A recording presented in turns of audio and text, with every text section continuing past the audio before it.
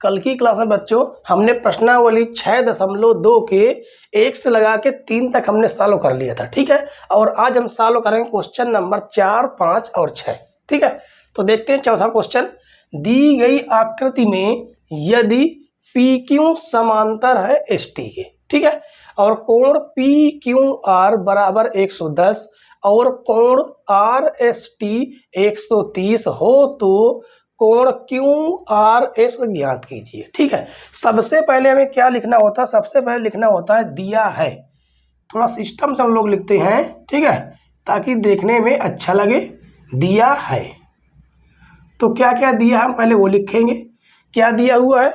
जो P Q है वो एस टी के समांतर है, पी क्यू समांतर एस टी, ठीक है। और कोण पी क्यू आर, कोण पी क्यू आर कितना दिया हुआ है? 110 अंश दिया हुआ है। और क्या दिया हुआ है? कोण R S T, R S T ये कितना दिया हुआ है? ये 130 दिया है। कितना दिया है? 130, ठीक है। अब समझिए थोड़ा सा चित्र में। यहां पर कहा गया पी क्यू और एस टी समांतर है। यहां पर देखिए पी क्यू है और ये एस टी है, लेकिन हमने तो पढ़ा है ये दो रेखाएं ऐसी हों वो समांतर रेखाएं होती हैं, तो ये तो ऐसी रेखाएं है नहीं, तो बिल्कुल है। हम क्या करेंगे, इस रेखा को थोड़ा सा हम ऐसे बढ़ा लेंगे, ठीक है। इसको क्या करेंगे, ऐसे बढ़ा लेंगे तो देखिए ये ऐसे चली जाएगी सीधी सीधी, ठीक है। ये ऐसे जो है चली आएगी ऐसे। तो इसका हम कुछ नाम दे देंगे। क्या नाम दे देते हैं? यहाँ पर का जो बिंदु है वो हम नाम दे देते हैं एम, ठीक है। इसका हम क्या नाम दे दिए? एम। और हम पी क्यू को भी ऐसे ही बढ़ाएंगे इसकी ओर, देखिए ऐसे इसको बढ़ाएंगे। ये हम रचना कर रहे हैं, ठीक है। इसको हम लिखेंगे रचना में कि हमने क्या किया है। तो इसका हम क्या नाम दे देते हैं? इसका नाम देते हैं एन। क्या नाम देंगे? एन, ठीक है। और हम क्या करेंगे, और हमें एक रचना करनी होगी। वो रचना करनी होगी यहाँ से, आर से, आर के पास से हमें क्या करनी होगी? एक रचना करनी होगी जो इस बिंदु को छूता हुआ जाएगा, ठीक है। ऐसे एक क्या करनी होगी? रचना करनी होगी। और इसका हम क्या नाम दे देते हैं? इसका नाम दे देते हैं एक्स वाई। क्या नाम दे देंगे? एक्स वाई, ठीक है। तो लिखेंगे रचना, याद लिख देते हैं।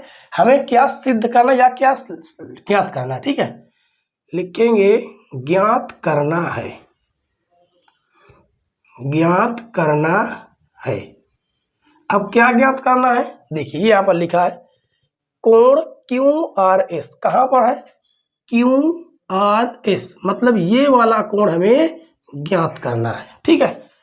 तो कोण क्यू आर एस ये हमें ज्ञात करना है। अब हम लिखेंगे रचना में। रचना में हमने क्या किया है?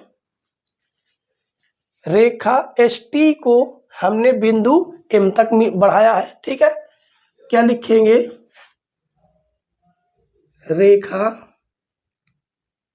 एस टी को बिंदु एम तक बढ़ाया, बिंदु एम तक बढ़ाया तथा, और क्या लिखेंगे?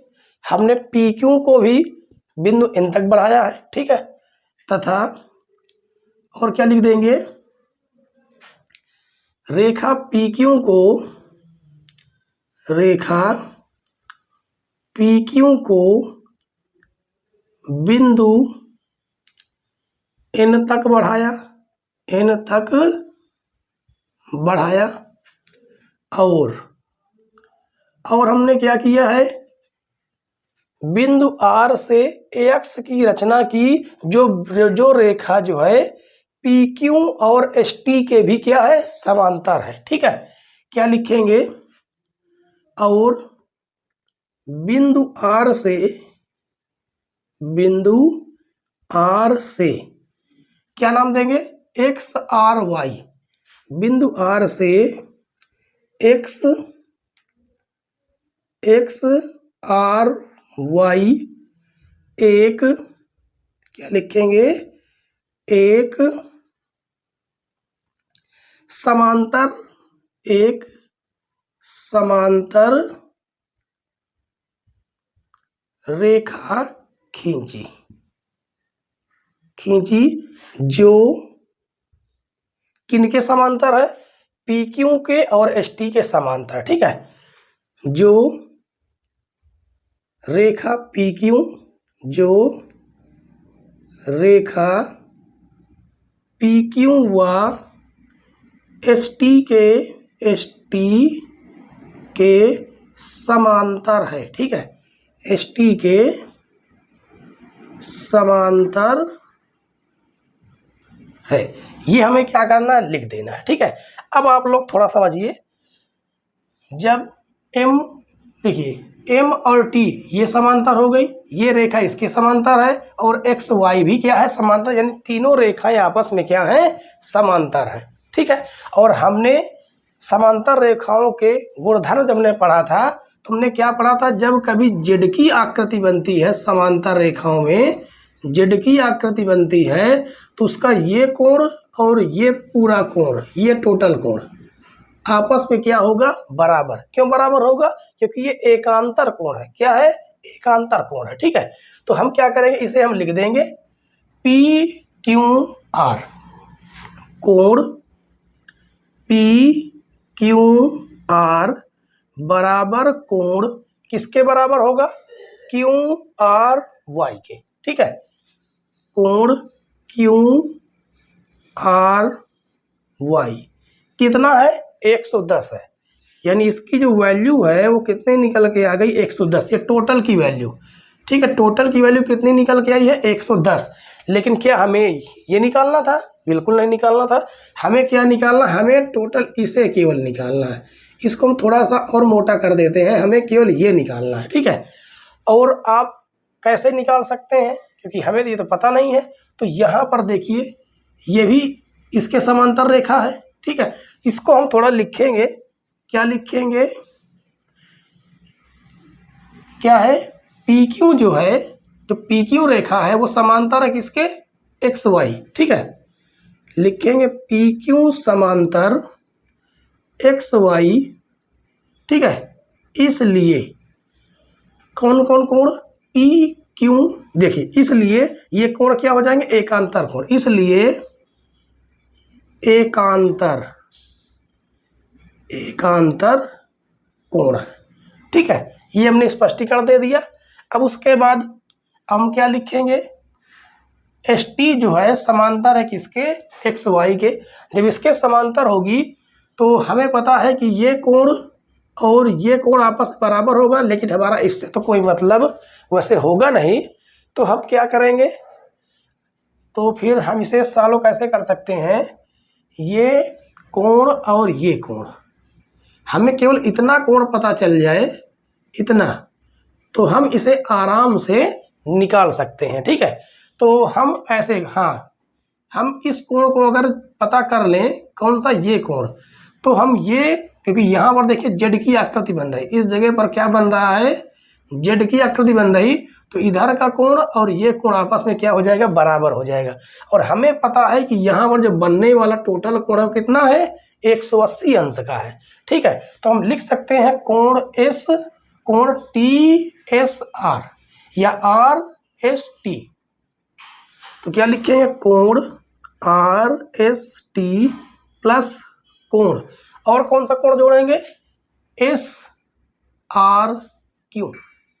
ठीक है, कौन सा, अच्छा ये हमें ये कोण चाहिए, तो हम एम एस आर ये लिखेंगे। ठीक है, क्या लिखेंगे, कोण एम एस आर किसके बराबर होगा, 180 अंश के।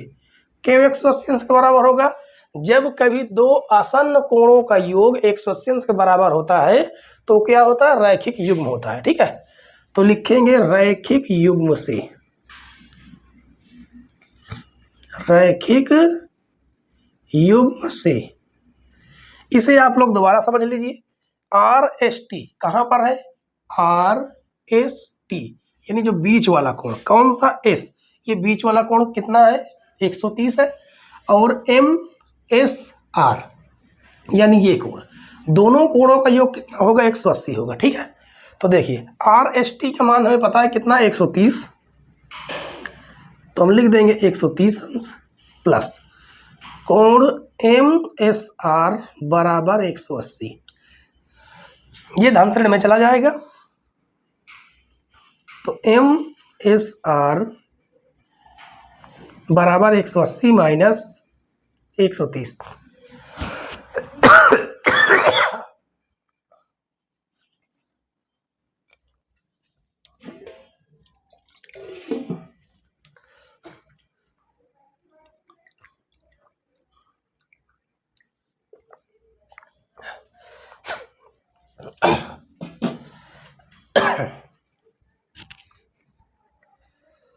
अब आगे देखिए, इसे हम क्या कर लेंगे? सॉल्व कर लेंगे। तो यहाँ से क्या निकल के आएगा? कोण MSR बराबर कितना आ जाएगा? आ जाएगा 50। ठीक है, तो ये कितना निकल के आ गया? 50। कौन निकल के आया? MSR, यानी MSR यानी ये वाला कितना निकल के आ गया? 50 निकल के आ गया। अब यहाँ पर ये जो जेड की आकृति बन रही है, तो ये कोण और ये कोण आपस में बराबर होगा, इसका मतलब ये कोण कितना निकल आएगा? 50 निकल आएगा। तो हमें इसे क्या करना होगा? दिखाना होगा। ठीक है, कौन कौन से कोण बराबर होंगे? MSR कोण MSR बराबर कोण कौन सा होगा? SRY। ठीक है, कोण SRY कितना होगा? 50 अंश। क्यों बराबर होगा? क्योंकि ये क्या है?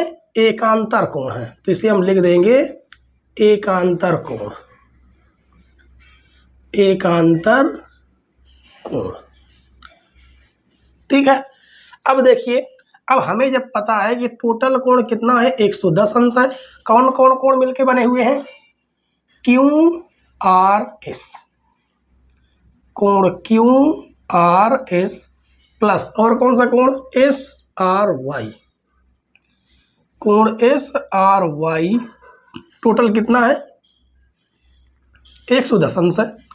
और हमें कोण QRS निकालना था, कोण QRS प्लस इसका मान कितना निकल गया है? 50 बराबर 110, ये धन से ऋण में चला जाएगा, तो कोण QRS बराबर हो जाएगा 110 माइनस 50, तो कोण QRS घटा देंगे तो कितना आ जाएगा? 60 अंश।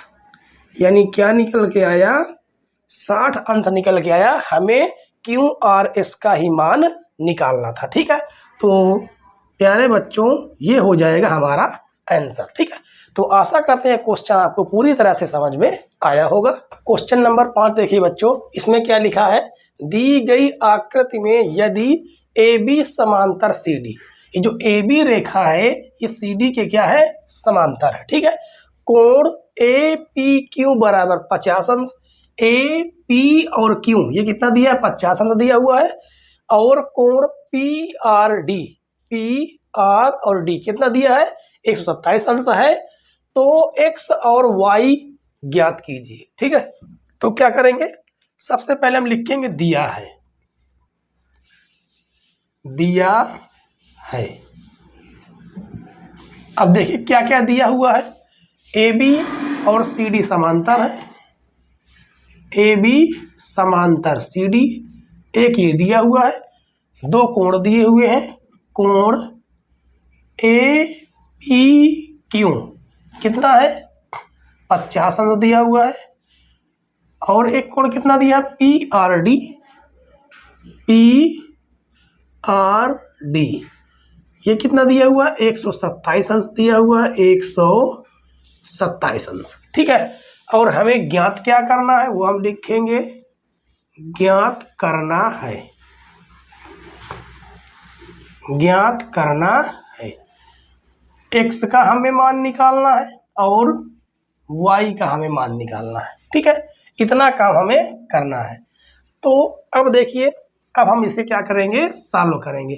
तो यहाँ पर हम लिखना चाहे तो उपपत्ति लिख सकते हैं, उपपत्ति, ठीक है। देखिए अब गौर से यहाँ पर देखिए, जब ए बी और सी डी आपस में समांतर हैं तो यहाँ पर देखिए जेड की आकृति बन रही है। ये देखिए ये जेड की आकृति बन रही ना। तो ये कोण और ये कोण आपस में क्या होंगे, बराबर होंगे। क्यों बराबर होंगे, क्योंकि ये एकांतर कोण है। तो हम लिखेंगे कोण ए पी क्यू, कोण ए पी क्यू बराबर कोण किसके, पी क्यू आर, कोण पी क्यू आर, ठीक है। और ए पी क्यू कितना है, 50 अंश है, 50 अंश है। और ये कितना है, x अंश है। मतलब x की वैल्यू हमें क्या निकल के आ गई, 50 अंश। क्या निकल के आ गई, 50। तो पहला आंसर तो हमारा ये हो गया, ठीक है। अब इसको थोड़ा सा हम क्या करेंगे, इसको लिख देंगे कि ये क्यों बराबर हुए हैं, ठीक है। तो लिखेंगे एकांतर कोण है, क्या है, एकांतर कोण। और एकांतर कोण आपस में बराबर होते हैं, ठीक है। अब आगे देखिए, अब यहां पर भी जेड की आकृति बन रही, देखिए गौर से देखिए, ये बन रही ना जेड की आकृति। तो ये कोण और ये कोण आपस में क्या होंगे, बराबर। क्योंकि ये दोनों कोण, ये टोटल कोण होगा, ये पूरा पूरा कोण, और ये कोण आपस में क्या होंगे, बराबर। क्यों बराबर होंगे, क्योंकि ये एकांतर कोण है, ठीक है। तो लिखेंगे ए पी आर, कोण ए पी आर बराबर कोण पी आर डी, कोण पी आर डी, ठीक है। अब देखिए जो ए पी आर है ये किससे मिलके बना है, 50 और y से, ठीक है। तो लिखेंगे 50 प्लस y, क्योंकि ए पी आर जो है, जो ए पी और आर ये टोटल कोण कितना है, 50 और y है, ठीक है। और ये कोण कितना है, 127 है। अब ये धन से ऋण में चला जाएगा तो y बराबर आ जाएगा 127 माइनस 50। तो y बराबर आ गया कितना, 77 अंश। तो हमें दोनों की वैल्यू पता चल गई। x और y हमें निकालना था और x और y हमने क्या कर लिया, निकाल लिया, ठीक है। तो आशा करते बच्चों ये क्वेश्चन नंबर 5 भी आपको पूरी तरह समझ में आया होगा, ठीक है। समझ में आ रहा हो तो वीडियो को लाइक करते रहें और अपने यार दोस्तों के पास शेयर करते रहें, ठीक है। अगला क्वेश्चन देखिए बच्चों, क्वेश्चन नंबर 6, ठीक है। देखिए क्या लिखा है, दी गई आकृति में पी क्यू और आर एस दो दर्पण है, ठीक है। कहाँ है, पी क्यू और आर एस ये दोनों क्या है, दर्पण मतलब शीशे हैं, ठीक है। जो एक दूसरे के समांतर रखे गए, ये एक दूसरे के क्या है, समांतर रखे गए हैं, ठीक है। एक आपतन किरण ए बी कहां पर है, ए और बी ये आपतन किरण है, ठीक है। दर्पण पी क्यू से बिंदु बी पर टकराती है और परावर्तित किरण पथ बीसी, कौन सी है, ये पथ बीसी पर चलकर दर्पण आर एस से, दर्पण जो आर एस है बिंदु सी पर क्या करती है, टकराती है तथा पुनः सी डी के अनुदिश, कहां से, सी डी के अनुदिश परावर्तित हो जाती है। सिद्ध कीजिए ए बी समांतर सी डी। क्या सिद्ध करना है, जो ए बी है वो सी डी के समांतर है, ठीक है। और हमने आपको बताया था रेखा जब कभी समांतर करनी हो तो हमें कौन कौन सी कंडीशन होनी चाहिए। देखिए जब कभी रेखाएं समांतर होनी है तो उसके एकांतर कोण ये बराबर होने चाहिए, ठीक है। या तो फिर और क्या होना चाहिए, उसके एक तरफ के कोणों का जो एक तरफ के कोण संगत कोण बराबर होने चाहिए, ठीक है। तो ये कंडीशन होनी चाहिए। और यहाँ पर ए बी और सी डी हम कब सिद्ध कर पाएंगे समांतर होंगे, जब ये कोण, देखिए ये वाला कोण और ये कोण आपस में अगर हम बराबर सिद्ध कर देते हैं तो हम कह सकते हैं कि ए बी और सी डी क्या होगी, समांतर होगी, ठीक है। क्योंकि देखिए यहाँ पर जेड की आकृति बन रही ना, तो ये वाला कोण और ये कोण एकांतर कोण होंगे और दोनों अगर बराबर हो जाते हैं तो ये दोनों कोण क्या होंगे, अगर बराबर हो जाते हैं तो ए बी और सी डी ये कैसी किरण होगी, समांतर किरण, ठीक है। तो आइए देखते हैं। सबसे पहले हम लिखेंगे दिया है, दिया है। अब क्या क्या दिया हुआ देखिए, पी क्यू और आर एस दर्पण है, पी क्यू और आर एस दर्पण है, जो पी क्यू समांतर आर एस, ठीक है, दोनों आपस में समांतर है। और क्या दिया हुआ है, और क्या दिया हुआ है, ए बी, ए बी जो है, ए बी और बी सी, और कौन सी देखिए, ए बी बी सी और सी डी, ये क्या है, ये क्या है, आपतित किरणें हैं, ठीक है। यहां पर लिख देंगे A B comma B C C D आपतित किरण है, आपतित किरणें हैं, आपतित किरणें हैं, ठीक है। अब हम क्या कर लिखेंगे, सिद्ध करना है, हमें क्या सिद्ध करना है ये हम लिखेंगे, सिद्ध करना है। देखिए क्या सिद्ध करेंगे, हमें सिद्ध करना है कि ए बी और सी डी आपस में क्या है, समांतर है। तो लिखेंगे ए बी समांतर सी डी, ठीक है। अब हम एक काम कर लेंगे, हमें यहाँ पर क्या करनी होगी, रचना करनी होगी। रचना क्या करनी होगी, यहां से हम एक लंब डालेंगे, ठीक है, कहां पर, पी क्यू पर एक लंब डालेंगे, इसका हम क्या नाम दे देंगे, इसका हम नाम दे देंगे एम, और आर एस पर भी हम एक लंब डालेंगे, उसका भी हम नाम क्या दे देंगे, उसका नाम दे देंगे एन, ठीक है। आप लोग कक्षा 9 या 10 की किताब में आपने विज्ञान में पढ़ा होगा कि आपतित किरण और परावर्तित किरण जो होती हैं, उनके बीच बनने वाले आपतन कोण और परावर्तन कोण बराबर होते हैं, ठीक है। जैसे मान लो यहां से जो आपतित किरण आती है और वो परावर्तित हो जाती है, ठीक है, तो इनके बीच जो बनने वाले आपतन कोण आई और परावर्तन कोण आर, ये आपस में क्या होते हैं, बराबर होते हैं, ठीक है। आपतन कोण को हम आई से प्रदर्शित करते हैं, परावर्तन कोण को हम आर से प्रदर्शित करते हैं, तो दोनों कोण आपस में क्या होते हैं, बराबर होते हैं। तो यहाँ पर हम क्या लिखेंगे, यहाँ पर हम आई और आर तो नहीं लिखेंगे, यहाँ पर हम नंबर कर देते हैं 1, इसे हम लिख देंगे 2, ठीक है, इसका हम नाम दे देंगे 3 और इसका हम नाम दे देंगे 4, ठीक है। तो अब देखिए इसको हम मिटा देते हैं, तो हम रचना में क्या लिखेंगे, रचना में लिखेंगे कि बी एम पी क्यू पर क्या है, लंब है, ठीक है, कौन, बी एम लंब है किस पर, पी क्यू, पी क्यू, और क्या है, सी एन, और लिख देंगे सी एन, ये भी लंब है, किस पर लंब है, आर एस, आर एस, ये भी क्या है, आपस में लंब है, ठीक है।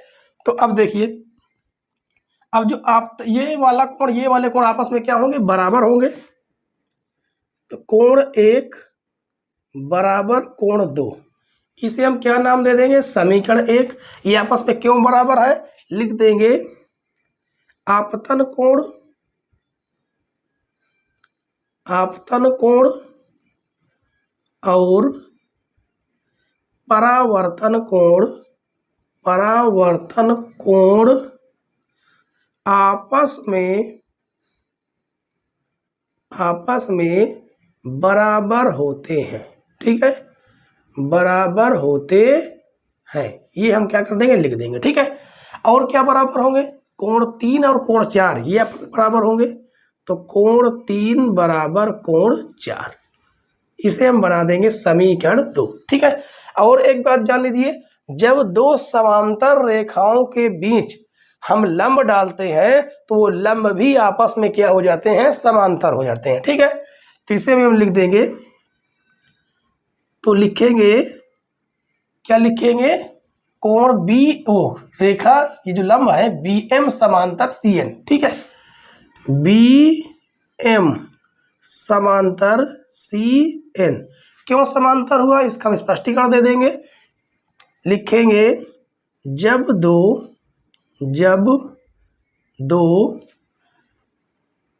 दो समांतर रेखाओं के मध्य, समांतर रेखाओं के बीच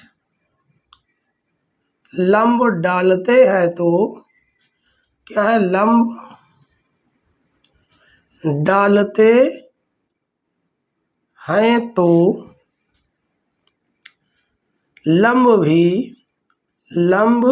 भी आपस में समांतर हो जाते हैं, समांतर हो जाते हैं। ठीक है, समांतर हो जाते हैं, ये हम लिखेंगे। ठीक है, अब उसके बाद देखिए, अब हमने जो है इन दोनों को तो हमने बराबर दिखा दिया, और जब समांतर हो गई कौन सी रेखा, बी एम और सी एन, तो देखिए यहाँ पर जेड की आकृति बनने लगी। ये देखिए, गौर से देखिए, ये जेड की आकृति बनने लगी, तो जिसकी वजह से कोण 2 और कोण 3 ये आपस में क्या हो जाएंगे, एकांतर कोण हो जाएंगे। जब एकांतर कोण हो जाएंगे तो आपस में बराबर भी हो जाएंगे। ठीक है, तो लिखेंगे कोण 2 बराबर कोण 3, कोण 2 बराबर कोण 3, इसका हम क्या नाम दे देंगे, समीकरण 3। क्यों बराबर हुआ है, तो इसे हम लिख देंगे एकांतर कोण है। क्या है, एकांतर कोण। ठीक है, अब देखिए कोण 2 की जगह पर हम क्या लिख सकते हैं, कोण 1 लिख सकते हैं, बिल्कुल लिख सकते हैं। और कोण 3 की जगह पर क्या लिख सकते हैं, कोण 4 लिख सकते हैं, कोण 3 की जगह पर कोण 4 लिख सकते हैं। इसे हम क्या बना देंगे, समीकरण 4। ये कैसे हुआ है, समीकरण 1 व 2 से, समीकरण 1 व समीकरण 2 से। ठीक है, अब उसके बाद देखिए हम क्या करेंगे, हमने कहा था अगर हम ये सिद्ध कर देते हैं कि कोण 1 और कोण 2 ये दोनों का योग कोण 3 और कोण 4 ये दोनों आपस में बराबर हो जाए, मतलब कहने का मतलब है ये कोण और ये कोण, टोटल कोण अगर बराबर हो जाता है तो ए बी और सी डी आपस में समांतर हो जाएगी। तो हम समीकरण 3 और समीकरण 4 को क्या कर देंगे, जोड़ देंगे। ठीक है, तो समीकरण 3 व समीकरण 4 को जोड़ने पर क्या लिखेंगे, जोड़ने पर। चलिए इसको हम जोड़ते हैं, तो इस साइड वाली इनको हम जोड़ देंगे, कोण 1 प्लस कोण 2, और इधर वाले जोड़ देंगे कोण 3 प्लस कोण 4। अब देखिए कोण 1 और कोण 2 किसके बराबर है, ए बी सी, ये टोटल कोण के, यानी कोण ए बी सी, और कोण 3 और 4 देखिए बी सी डी के, कोण बी सी डी के बराबर हो गए। तो हम लिख सकते हैं, क्या लिखेंगे, ये दोनों बराबर हो गए ये कोण, तो हम लिख सकते हैं अतः ए बी समांतर सी डी होगी। ठीक है, तो हमने सिद्ध कर दिया। तो आशा करते हैं बच्चों ये क्वेश्चन नंबर 6 आपको पूरी तरह समझ में आया होगा। और एक बात आपको जानकारी देनी थी कि प्रश्नावली 6.2 तो हमने खत्म कर लिया। ठीक है, कल से प्रश्नावली 6.3 हम 6.3 शुरू करेंगे, जिसका हम सबसे पहले क्या शुरुआत करेंगे, उसका हम बेसिक शुरू करेंगे। ठीक है, आप लोग बेसिक की वीडियो जरूर देख लीजिए करिए, क्योंकि आप लोग अगर बेसिक नहीं जानेंगे तो फिर पूरी प्रश्नावली आप लोग नहीं लगा सकते। ठीक है, तो आशा करते हैं बच्चों आप लोगों को समझ में आया होगा, और अगर समझ में आया हो और वीडियो आज की इंटरेस्टिंग लगी हो तो वीडियो को लाइक करें, चैनल पर नए हो चैनल सब्सक्राइब कर लें, बेल आइकन प्रेस कर लें ताकि नई नई वीडियो की नोटिफिकेशन आप तक पहुंचती रहे। वीडियो देखने के लिए धन्यवाद दोस्तों, जय हिंद।